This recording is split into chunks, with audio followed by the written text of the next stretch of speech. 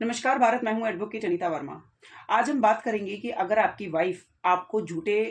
Dowry के case में या दहेज के केस में फंसाने की धमकी देती है या आए दिन आपके साथ लड़ती है, आपके पेरेंट्स के साथ लड़ती है, तो उस केस में आप क्या कदम उठा सकते हैं कि आपकी वाइफ आपके ऊपर झूठा केस या तो डाल ना पाए, और अगर वो डाल भी दे तो उसको जीत ना पाए। क्योंकि हम सब लोग ये देखते हैं कि जब वाइफ केस डाल देती है तब जाके हम लोग उठते हैं कि अब हमें क्या करना चाहिए। लेकिन जो आपका डिफेंस है, जैसे मैंने अपनी पहले बहुत सारी वीडियोस में बताया है कि डिफेंस आपका शुरू होता है जब आपके घर में वो लड़ाइयाँ, वो झगड़े, वो धमकियां शुरू हो गई है, उस दिन से शुरू होता है। अगर आपकी वाइफ आए दिन इस तरह की धमकी देती है कि मैं आपके ऊपर इसका दहेज का मुकदमा दर्ज करा दूंगी, डोमेस्टिक वायलेंस का केस फाइल कर दूंगी या मेंटेनेंस का केस फाइल कर दूंगी, तो कुछ एक इंपॉर्टेंट स्टेप्स हैं जो आप अगर सभी लोग ले लेंगे तो आपकी वाइफ फॉल्स केस को कभी भी जीत नहीं पाएगी। अगर आपकी वाइफ इस तरह की धमकी देती है, सबसे पहले उसका एविडेंस बनाइए, उसको वीडियोग्राफ कीजिए, ऑडियो रिकॉर्ड कीजिए। आपने जो करना है, जिस तरह से एविडेंस आप कलेक्ट कर सकते हैं, आप उस एविडेंस को कलेक्ट कीजिए और अपने पास रख लीजिए। जब आपने एविडेंस को कलेक्ट कर लिया और वाइफ का वीडियो बना लिया जिसमें वो आपके साथ भी लड़ रही है, आपके पेरेंट्स के साथ भी लड़ रही है, उसके बाद उस वीडियो की कॉपी को लेकर आप एक पुलिस कंप्लेंट लिखेंगे। अपने जो आपका नियर बाय जो भी थाना होगा, उस थाने में जाके वो कंप्लेंट की कॉपी दे दें और वो वीडियो भी लगा दीजिए। जो भी एविडेंस है आपके पास, वो एविडेंस लगा दीजिए। मान लीजिए उसने कभी मारपीट की है, आपके साथ की है या आपके भाई बहन के साथ की है या पेरेंट्स के साथ की है, और तो आप उनका मेडिकल कराइए, वो मेडिकल की कॉपी आप उसमें लगाइए। जिस भी तरह का प्रूफ एविडेंस आप उसके खिलाफ इकट्ठा कर रहे हैं, क्योंकि हम लोग क्या करते हैं, सिर्फ ना उस चीज को देखते हैं कि वाइफ धमकी दे रही है तो हम रिलेटिव से बोल देंगे, आसपास बोलना शुरू कर देते हैं कि हमारी बहू ऐसा कर रही है या मेरी पत्नी ऐसा कर रही है। हम ऑफिस में अपने कोलीग से डिस्कस कर लेते हैं, लेकिन इस सब डिस्कशन से कोई भी फायदा नहीं होता, क्योंकि जिसके ऊपर परेशानी आती है, सोल्यूशन भी उसी के पास होता है।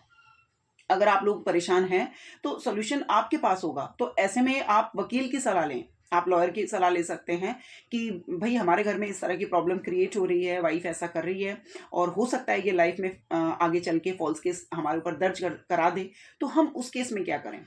तो सबसे पहले जैसे मैंने आपको बताया कि आप वीडियो बनाइए, ऑडियो बनाइए और उसका जो व्हाट्सएप चैट है वो देख लीजिए, मैसेज है वो देख लीजिए। जैसे ही आपको मौका मिलता है, हो सकता है उसमें वो कोई प्लानिंग कर रही हो या कोई और भी उसके साथ इन्वॉल्व हो। अगर आपको मौका मिलता है कि आप उसके मोबाइल को चेक कर लें, अगर आपको ये शक है कि कोई और भी इन्वॉल्व है और ये किसी बड़ी प्लानिंग में है, तो आप उसका भी नाम डालिए अपनी कंप्लेंट में। अगर आपको लगता है कि उसके पेरेंट्स या उसके भाई बहन या उसके भी रिलेटिव इन्वॉल्व हैं और हमारे अगेंस्ट ये फॉल्स केस करा सकते हैं या फिर झूठी गवाही दे सकते हैं, जैसा कि देखा जाता है कि पत्नी की साइड से सारे लोग गवाह बन के आ जाते हैं, क्योंकि उसके पास कोई इंडिपेंडेंट विटनेस नहीं होता, तो फैमिली के पर्सन, रिलेटिव्स सब गवाह बन के आ जाते हैं। तो जिस पे भी आपको शक है या जिस पे भी आपको यकीन हो गया है कि ये इंसान इसके साथ मिला हुआ है और ये हमारे ऊपर फॉल्स केस करा सकते हैं या ये फॉल्स गवाही दे सकते हैं, तो आप उसका नाम कंप्लेंट में जरूर डालिए। आप पुलिस कंप्लेंट के बाद अगर आपकी वाइफ फिर ये ट्राई करेगी, उसको पता चल जाएगा कि आपने कंप्लेंट डाल दी है, क्योंकि ऑब्वियस सी बात है कि पुलिस अधिकारी जांच पड़ताल के लिए भी आ सकते हैं, और तब वो ट्राई करेगी, तब उसकी प्लानिंग और एक नेक्स्ट लेवल पे जा सकती है कि वो ट्राई करेगी कि उस घर से निकलने की। ऐसे में आपने क्या ध्यान रखना है कि आपके घर में जो गोल्ड रखा है, जो कैश रखा है, आपने ध्यान रखना है कि वाइफ, क्योंकि वो किसी प्लानिंग के तहत काम कर रही है, कि अननेसेसरी उसकी धमकियां बहुत टाइम से चल रही हैं जिससे आप परेशान थे, अब आपने कंप्लेंट भी दे दिया है,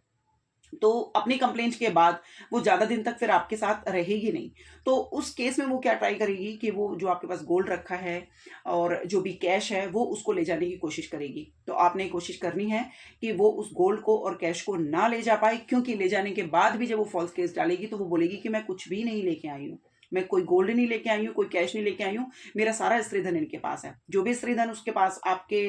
पास है, ऑब्वियसली जब वो शादी हुई है, जो भी रखा है तो आपके घर में ही रखा हुआ है, तो आप अपनी कंप्लेंट में उसके बारे में लिख दीजिए कि हमारे पास ये सारी चीजें हैं और हम इसको पुलिस की कस्टडी में या कोर्ट की कस्टडी में वापस देना चाहते हैं। तो ऐसे में वो फिर आप पे ये फॉल्स एलिगेशंस नहीं लगा पाएगी कि आप लोग उसका मिसयूज कर रहे हैं स्त्री धन का, या आपने बेच दिया या आपने जो भी कर दिया। आप उसको गोल्ड या पैसा ना ले जाने दें, क्योंकि ले जाने के बाद वो बिल्कुल 100% इस बात से मुकर जाएगी कि वो लेके आई है अपने साथ। उसके अलावा अगर कोई बच्चा है आपका, तो आपने ये ट्राई करना है कि वो बच्चे की कस्टडी ना ले जाए। क्योंकि अगर वो इस तरह का उसका खुद का नेचर है, अगर वो खुद ही स्टेबल नहीं है अपनी लाइफ में और इस तरह की प्रॉब्लम्स क्रिएट कर रही है, तो बच्चे का पालन पोषण भी सही से नहीं करेगी। तो आप बच्चे की कस्टडी उसको बिल्कुल भी ना ले जाने दें, क्योंकि अगर आपने बच्चे की कस्टडी उसको ले जाने दी तो उसके बाद फिर आपको वो टॉर्चर कैसे करेगी, ना बच्चे से बात कराएगी ना मिलने देगी। हाँ, अगर वो कोर्ट में केस डाल देती है तो उसके बाद जो कोर्ट से जो निर्णय आता है उसको आप मानिए। आपके पास कस्टडी रहेगी तो उसको विजिटेशन राइट मिलेंगे। कस्टडी के लिए उसको प्रूव करना पड़ेगा कि वो कैसे कैपेबल है इस कस्टडी के, क्योंकि अगर आप उसकी पुलिस कंप्लेंट करते हैं, उसके व्यवहार को पहले से ही पुलिस अधिकारियों को बता के रखते हैं या कोर्ट में भी बताते हैं, तो कोर्ट भी कई मामलों में फिर कंसिडर करती है इस पॉइंट को कि अगर इस तरह की चीज़ें हैं तो कोर्ट तभी डिसीजन देती है दोनों तरफ की आर्ग्यूमेंट सुनने के बाद या तर्क सुनने के बाद। उसके अलावा अगर आपकी पेरेंट्स के ऊपर उसने फॉल्स मुकदमा डाल दिया है, क्योंकि इसके बाद जब वो आपके घर से जाएगी तो फॉल्स केस डालेगी, ऐसे में वो 498 ए जो दहेज का मुकदमा बनता है, कई बार तो देखा जा रहा है वो रेप केस भी डाल देते हैं और 354 भी डाल देते हैं। अगर आपके फादर के ऊपर, आपके भाई के ऊपर, आपके रिलेटिव के ऊपर या आपके जीजा के ऊपर या आपका जो भी रिलेटिव है जिसके ऊपर उसने इस तरह के एलिगेशंस लगाए हैं अपनी कंप्लेंट में, आप अपनी मदर से या अपनी सिस्टर से डोमेस्टिक वायलेंस का केस अपनी वाइफ के ऊपर करा सकते हैं। उसमें उनके पेरेंट्स जो हैं या जो भी रिलेटिव है जो इन्वॉल्व है, आप उसका भी नाम डालिए। इसके अलावा अगर आपकी वाइफ ने इस तरह का फॉल्स केस बना दिया है, आप डिफेमेशन का केस भी डाल दीजिए, कि क्योंकि ये एक तरह से बदनामी है और समाज में, क्योंकि समाज को सच्चाई क्या है, किसकी गलती थी किसकी नहीं थी बहुत लेट पता चलता है, लेकिन बदनामी पहले हो जाती है, तो आप डिफेमेशन का केस डाल दीजिए। उसके अलावा आप क्रिमिनल कॉन्स्पिरेसी का केस वाइफ और उसके रिलेटिव्स के अगेंस्ट डाल सकते हैं। इसके अलावा जब आपकी वाइफ मेंटेनेंस का केस लेके आएगी, क्योंकि जब वो घर से बाहर जाती हैं और फॉल्स केस बना लेती हैं, उसके बाद वो उनको सबसे पहले अगर जो समझ में आता है वो पैसा समझ में आता है, फिर वो फॉल्स मेंटेनेंस का केस भी डालती है कि हमें मेंटेनेंस दिलाया जाए। तो अगर आप अपनी वाइफ की पहले से कंप्लेंट करके रखेंगे, वीडियो या ऑडियो के थ्रू एविडेंस कलेक्ट करके रखेंगे, तो आपको मेंटेनेंस में भी इसकी हेल्प मिलेगी। आप कोर्ट को बता सकते हैं कि सर ये मेंटेनेंस का केस इन्होंने गलत फाइल किया है और टॉर्चर हमने नहीं इनको किया, इन्होंने हमको किया है और अननेसेसरी ये घर से बाहर आई हैं, ये मेरे साथ रहना ही नहीं चाहती हैं और ये मेरी लाइफ के लिए थ्रेट बन चुकी हैं। उसके बाद आप डिवोर्स केस फाइल कीजिए। अगर वाइफ इस तरह से कर रही है तो डिवोर्स केस फाइल कीजिए, कोर्ट से आप डिवोर्स की मांग कीजिए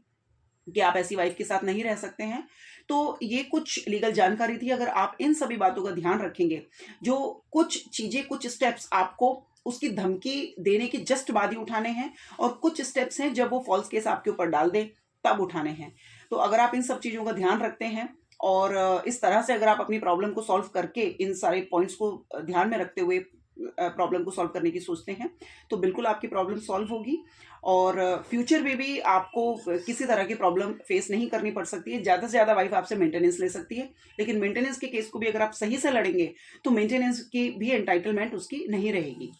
क्योंकि हमारा कानून भी कहता है कि अगर वाइफ परेशान कर रही है, पेरेंट्स को कर रही है या उसकी अननेसेसरी इलीगल डिमांड्स है या वो अपनी मर्जी से बाहर रह रही है, तो कोर्ट इन सारी चीज़ों को कंसिडर करती है। वैसा नहीं है कि वाइफ ने कहा कि उसको मेंटेनेंस चाहिए और उसको एकदम से मेंटेनेंस मिल जाता है। उसको भी प्रूफ करना पड़ता है कि वो विक्टिम है, उसके ऊपर अत्याचार हुआ है और उसको भी प्रूफ लगाने पड़ते हैं। तो अपने मेंटेनेंस का केस भी अगर आप सही से लड़ते हैं तो वो ये भी नहीं ले पाएगी। तो मैं उम्मीद करती हूँ इस वीडियो में जो लीगल जानकारी मैंने आप लोगों को दी है, आप लोगों के ये काम आए।